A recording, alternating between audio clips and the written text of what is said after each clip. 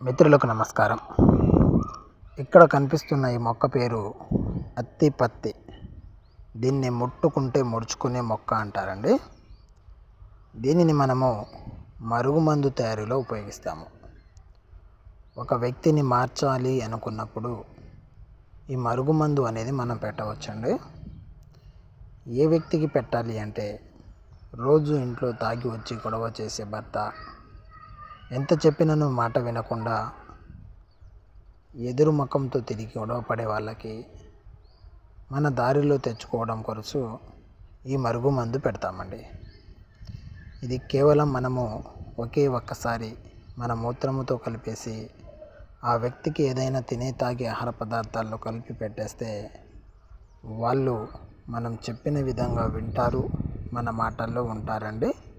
దీని గురించి మరింత సమాచారం కొరకు ఒకసారి గురువుగారిని సంప్రదించండి.